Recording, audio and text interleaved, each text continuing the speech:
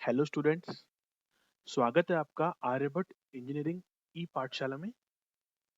आज हम B Tech fourth semester second year computer science branch का data communication and networking subject का unit 4 transport layer का part 1 complete करेंगे। So let's start. तो जैसा कि हम ओएसआई मॉडल के बारे में पढ़ चुके हैं, ये जो ट्रांसपोर्ट लेयर है वो ओएसआई मॉडल की हम बॉटम से बात करें तो फोर्थ नंबर लेयर होती है। फोर्थ नंबर जो लेयर है वो ट्रांसपोर्ट लेयर कहलाती है। ये जो लेयर है हम जानते हैं ये लेयर मैसेज को कंप्लीटली डिलीवर करती है एक होस्ट से दूसरे होस्ट को। मतलब एक क्लाइंट से दूसरे क्लाइंट को अगर कोई मैसेज को कंप्लीटली डिलीवर करने के लिए कोई लेयर है तो वो होती है transport layer. Transport layer does not perform any function in the intermediate node. मतलब वो अपने इंटरमीडिएट नोड पर कोई फंक्शन परफॉर्म नहीं करती है, बल्कि वो अपने अपकमिंग नोड्स पर कोई एक ऑपरेशंस परफॉर्म करती है। It is active on the end system. And system means जब हम एक एंड पे दूसरे एंड पे बात करते हैं, एक छोर से दूसरा छोर, एक सिरा दूसरा सिरा। इंट्रोडक्शन कंटिन्यू करते हैं। डेटा लिंक लेयर क्या करती है? ये नोड टू नोड डिलीवरी करती है। नेटवर्क लेयर जो हम पढ़ चुके हैं ये होस्ट टू होस्ट डिलीवरी करती है। और जो ये हमारी ट्रांसपोर्ट लेयर है ये प्रोसेस टू प्रोसेस डिलीवरी करती है। प्रोसेस टू प्रोसेस, जैसा कि मैंने आपको क्लास में बताया था कि जो डेटा लिंक लेयर होती है वो सिर्फ, जैसे आपको अजमेर से कोई जयपुर मैसेज भेजना है तो आपके मैसेज को अजमेर पोस्ट ऑफिस में, जब अजमेर जीपीओ पे पहुंचाने का जो भी काम होगा वो डेटा लिंक लेयर करेगी। नेटवर्क लेयर उस मैसेज को जयपुर के पोस्ट ऑफिस से पहुंचाने का काम जो करेगी वो करेगी नेटवर्क लेयर। और वहां से उस जिसे आपने लेटर भेजना है या जिसका आपने रिसीवर में नाम डाला है उसको जो मैसेज पहुंचाने का काम करेगी वो करेगी ट्रांसपोर्ट लेयर। क्लियर है? उसे हम बोलते हैं प्रोसेस टू प्रोसेस, मतलब सोर्स टू डेस्टिनेशन डिलीवरी। अब इसका जो डिजाइनिंग इशू है इसमें कुछ एक टर्म्स आती है, जैसा कि एक मैंने बात किया था, establishment, maintenance and releasing. Connection establish होगा, डेटा का ट्रांसफर होगा और उसके बाद कनेक्शन टर्मिनेट हो जाएगा। नेक्स्ट इज एड्रेसिंग, जिसे हम आईपी एड्रेसिंग बोलते हैं। Next is data transfer, flow control, error control और कंजक्शन कंट्रोल। ये जो फ्लो कंट्रोल, एरर कंट्रोल है ये डेटा लिंक लेयर में भी हम पढ़ चुके हैं। सबसे पहले हम बात करते हैं कनेक्शन को एस्टेब्लिश करने की। So transport layer establishes and maintain and release end-to-end transport connection on the request of upper layer. जैसे जैसे अपर लेयर, अब ट्रांसपोर्ट लेयर से ऊपर कौन सी लेयर होती है? Application, session and presentation. ये तीन लेयर जैसे जैसे डिमांड करती है ऐसे ऐसे ट्रांसपोर्ट लेयर अपना काम करती है। Next is establishing a connection involves allocation of buffers for storing user data, synchronization the sequence and number of packets। कहने का मतलब ये है कि ये ट्रांसपोर्ट लेयर के जो काम है वो है एक बफर को सिंक्रोनाइज करना। मींस जिस सीक्वेंस में आपने मैसेज भेजा है उसी सीक्वेंस में मैसेज मिले। हम देखते हैं, हम व्हाट्सएप पे कोई फोटो भेजते हैं या फिर कोई मेल करते हैं, तो जिस सीक्वेंस से हम फोटो को यार मेल करते हैं, व्हाट्सएप करते हैं, सामने वाले रिसीवर को उसी सीक्वेंस से मिलता हो, तो वो सब सीक्वेंसिंग काम होता है आपकी ट्रांसपोर्ट लेयर का। A connection is release at the request of upper layer. जैसे ही अपर लेयर रिक्वेस्ट करेगी कनेक्शन को तोड़ने की तभी वो कनेक्शन रिलीज होगा। अब आती है addressing.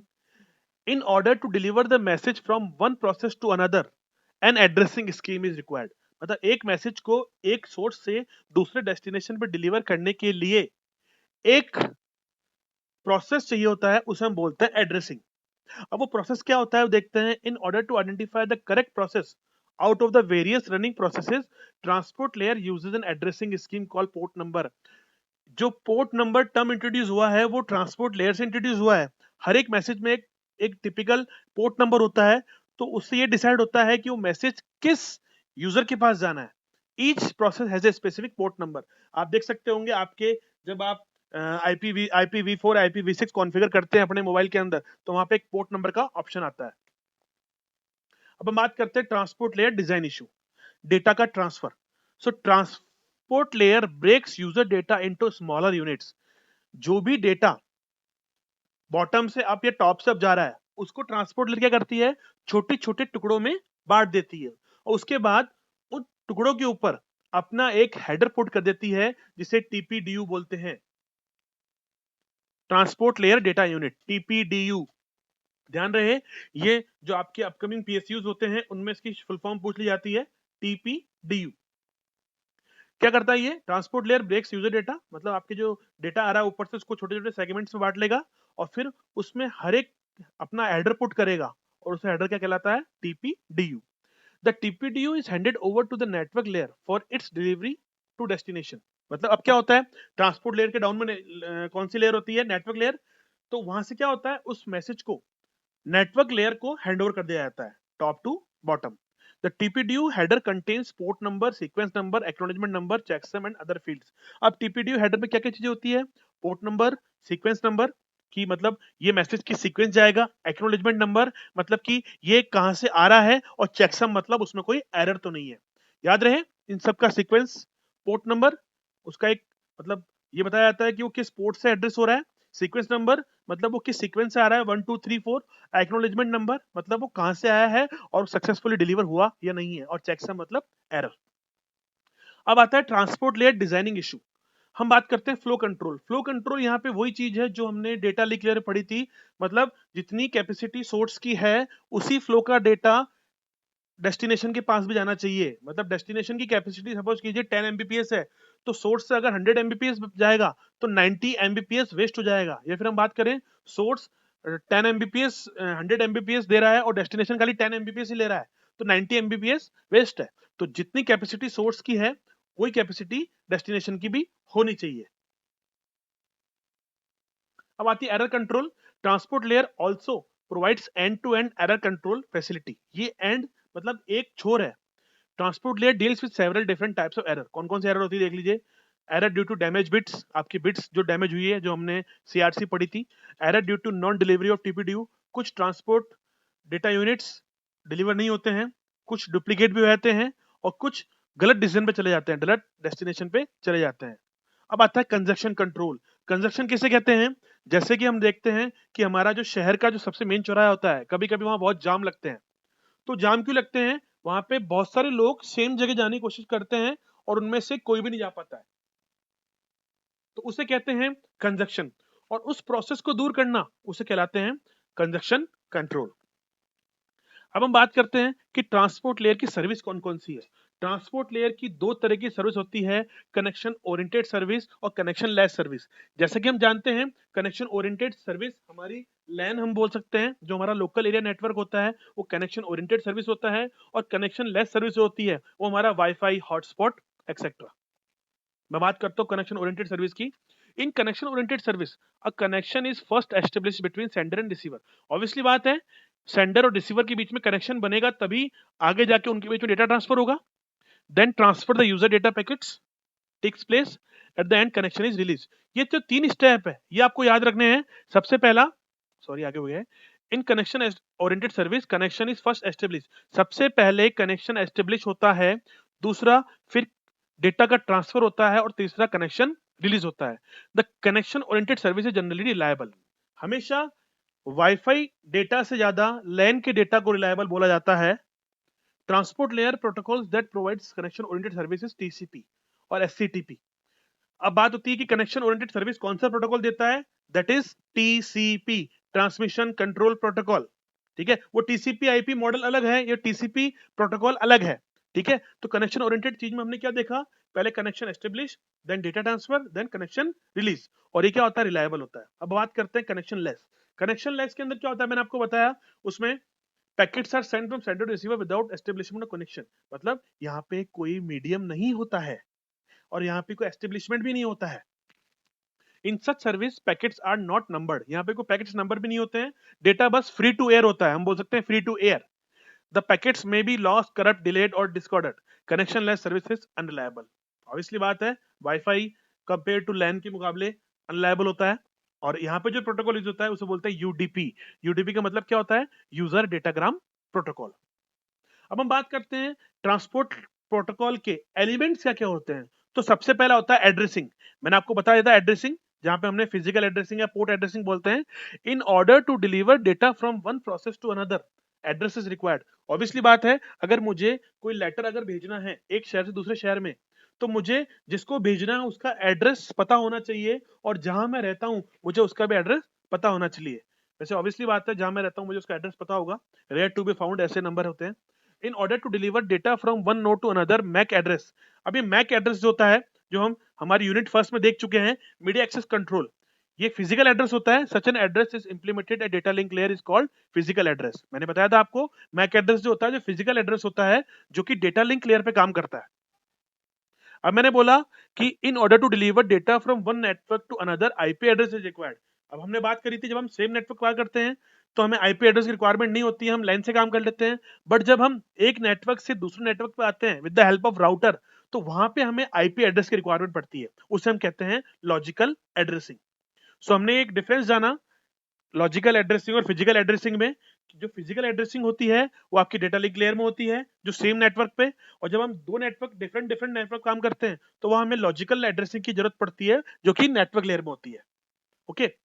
Similarly, in order to deliver data from process running on sources to process running on destination, मतलब सोर्स से डेस्टिनेशन डेटा जो जा रहा है, वहां पे क्या हो रहा है, वहां पे एक तरह की एड्रेसिंग हो रही है, जिसे हम सर्विस पॉइंट एड्रेसिंग बोल रहे हैं और पोर्ट नंबर्स बोल रहे हैं। अब बात होती है पोर्ट नंबर क्या होता है। Each communication process is assigned a specific port number. बताया था मैंने आपको, हर एक प्रोसेस को एक इंडिविजुअल पोर्ट नंबर असाइन होता है। तो in order to select among multiple processes running on a destination host, a port number is required. जब मैं किसी एक होस्ट को मल्टीपल डेस्टिनेशन होस्ट पे देता हूं एक मैसेज को, तो वहां पे क्या होता है, बहुत सारी पोर्ट नंबर्स रिक्वायर्ड होती है। The port number of 16 bit integer from 0 to 65535, ये रेंज याद रखिए आप। ये पीएसयूज में, ये गेट में पूछ ली जाती है कि इनकी 16 बिट इंटीजर्स की रेंज क्या होती है। ओके। अब जितने भी आपके प्रोटोकॉल होते हैं, उनकी सबकी पोर्ट नंबर अलग अलग होती है। Port numbers are assigned by internet assigned number authority, IANA। ये शॉर्ट फॉर्म आप सब याद कर लीजिएगा, IANA। INA has divide the port number in the 3 categories. हमारे पास 3 कैटेगरीज की पोर्ट नंबर होती है। जितने भी प्रोटोकॉल होते हैं, हर एक प्रोटोकॉल के पास एक अपना पोर्ट नंबर होता है। जैसे हम बात करते हैं 3 कैटेगरीज में वेल नोन पोर्ट्स, तो सबसे ज्यादा जो पोर्ट काम होती है, हम देखते हैं HTTP, hyper text transfer protocol, सबसे ज्यादा काम आता है, तो उसका पोर्ट नंबर होता है 80। इसकी मैं डिस्क्रिप्शन में आपको इसकी लिस्ट पोर्ट नंबर दे दूंगा। SMTP जो कि क्या होता है 25, FTP क्या होता है 21। ये डिफरेंट डिफरेंट पोर्ट की रेंज होती है। और वेल नोन पोर्ट की रेंज कितनी होती है 0 टू 1023। उसके बाद मैं बात कर रजिस्टर्ड पोर्ट की 10242 49151। और उसके बाद डायनेमिक पोर्ट्स, जिनकी पोर्ट्स एड्रेस बार बार चेंज होता रहता है, उसकी रेंज आती है 65535 तक, 65,535। अब इस सॉकेट एड्रेस क्या होता है। Socket address is combination of IP address and port number. Socket address की डेफिनेशन क्या हुई, मतलब जो आपका आईपी एड्रेस है, जो आपके एक नेटवर्क को दूसरे नेटवर्क जोड़ रहा है, और आपका जो पोर्ट नंबर है, जो आपके पर्टिकुलर मैसेज पर असाइन है, उन दोनों का एडिशन क्या होता है, आपका सॉकेट एड्रेस होता है। तो in order to provide communication between two different process on different network, both IP address and port number that is required. मतलब अगर आप दो नेटवर्क पे काम करते हो अलग अलग, तो आपको सॉकेट एड्रेस भी चाहिए और पोर्ट एड्रेस भी चाहिए। मल्टीप्लेक्सिंग एंड डीमल्टीप्लेक्सिंग, जैसे कि हम जानते हैं, हमने डी में पढ़ा था multiplexing, a network connection can be shared by various application running on system. अब जरूरी ये नहीं बोल सकते हम कि एक नेटवर्क सिर्फ एक ये पर्पस के लिए काम आएगा। एक नेटवर्क होगा तो बहुत सारे पर्पस के लिए काम आ सकता है। There may be several running process that want to send data and only one transport layer connection available। कभी कभी ऐसा भी होगा जब ट्रांसपोर्ट लेयर कनेक्शन सिर्फ एक ही अवेलेबल होगा और बहुत सारे आपको प्रोसेस रनिंग में होंगे। देन ट्रांसपोर्ट लेयर प्रोटोकॉल में परफॉर्म मल्टीप्लेक्सिंग। तब क्या होता है, मल्टीप्लेक्सिंग होती है। मतलब सिर्फ एक आपकी लेयर कनेक्शन अवेलेबल है और वहां पे आपके पास मल्टीपल रिसोर्सेज आ रहे हैं, मल्टीपल प्रोसेस आ रहे हैं, तब आपकी मल्टीप्लेक्सिंग होगी। द प्रोटोकॉल मल्टीप्लेक्सिंग हम जानते ही हैं, मैनी टू वन।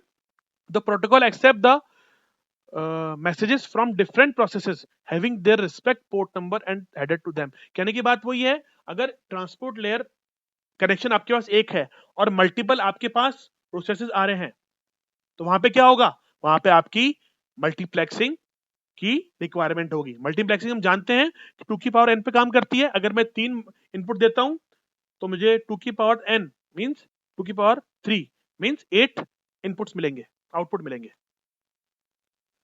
ये वही अब ये हमने ट्रांसपोर्ट लेयर का हमारा फर्स्ट पार्ट देखा है। अब